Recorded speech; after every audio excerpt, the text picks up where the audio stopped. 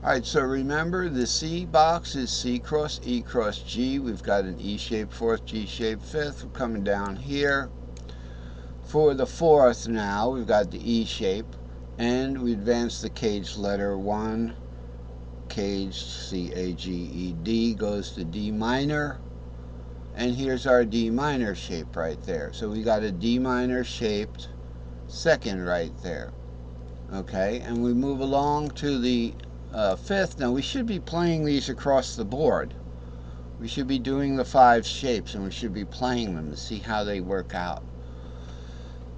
The fifth is a G shape here, so what we've got is G cross C cross D.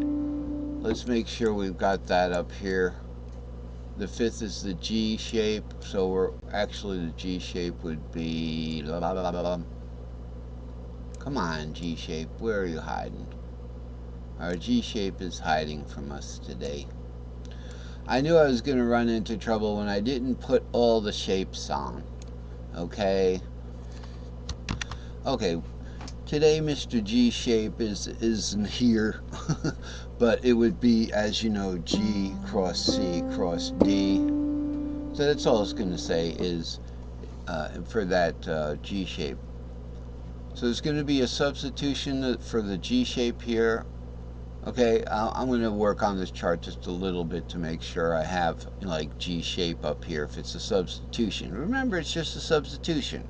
So we are in the C shape here. When we get to the actual G shape, it's right next door. Borderline fifth to the right, going to the right. Borderline fifth. C goes to G, goes to D. Fifth of that one. Alright, so this is the G cage, but we have to somehow not look at everything all at once. So I left the root shape over here on the right, but the action here is G and E here. So what we're going to do is from that C box, from the C box here, I was going to put the capo on, but from the C box here, we're going to play that G pentatonic. Just like that. Its relative 6 is going to be the E minor shaped E minor. Okay? In the C box, everything's the same. E minor shaped E minor, D minor shaped D minor. But let's look at that. So we go here with the minor string shapes, right? Now, let's make sure we got this working here.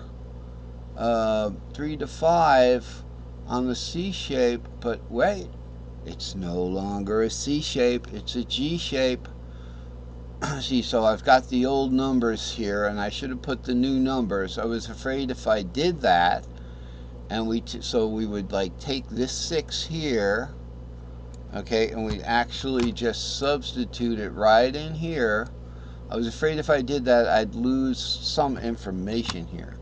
But it would be similar to like this. So here's your G, and here's your substitution. Okay, now we've got the 6th root we should be playing right here. Okay, but the numbers, you know, I haven't.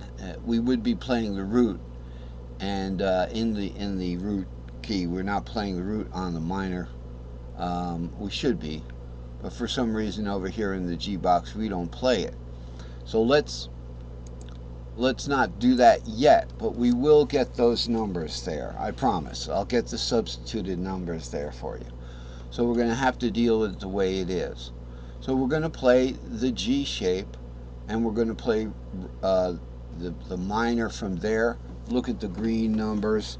Remember, in G shape, in the minor, it's going to be 6th root, like that. Our G shape is 6th root.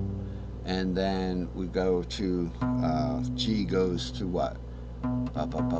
G goes to D, just the 3rd there. And then up 1 string, D goes to A, just the 6th there.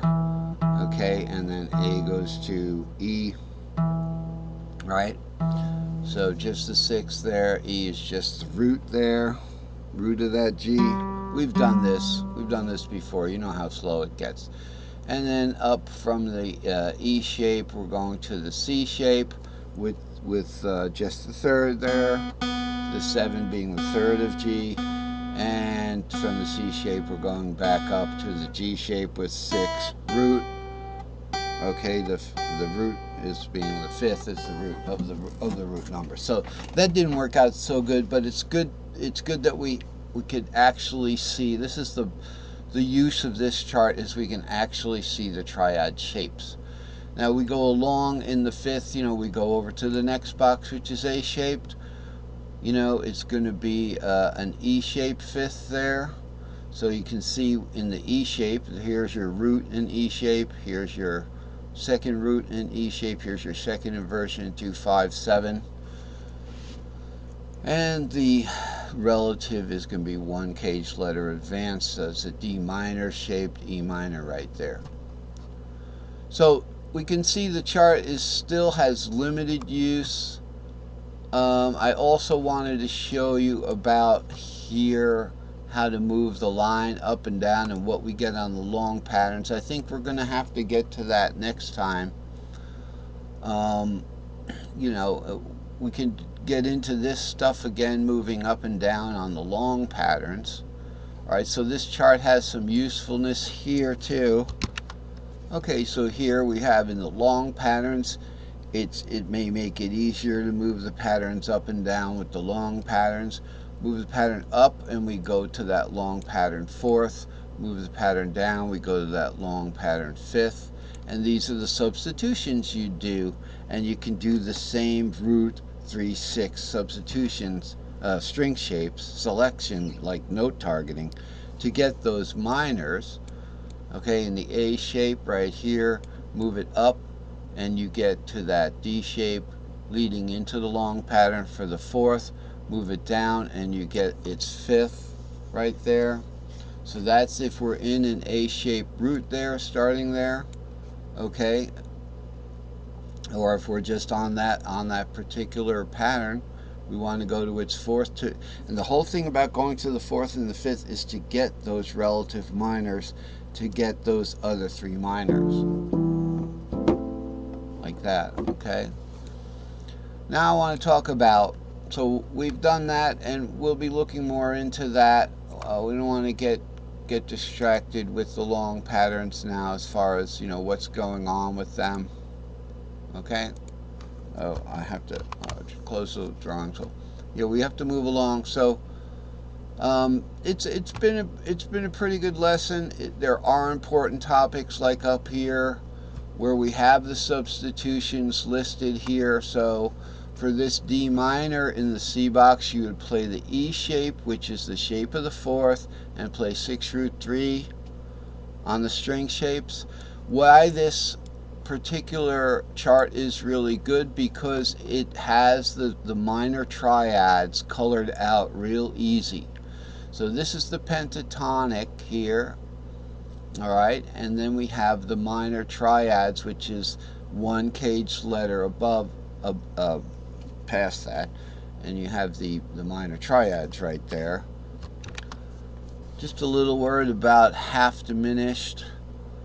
The reason why the 7 is purple in this one is because to get the half diminished, we go to the shape of the fourth, and then we play the second minor, but we can add or substitute. We can add the 7 to get just adding the 7 from that minor. Here's your second minor. Here's your second minor with a 7 added below, and it becomes the 7th, the half diminished 7th. Okay, like that half diminished 7th, right? Like that.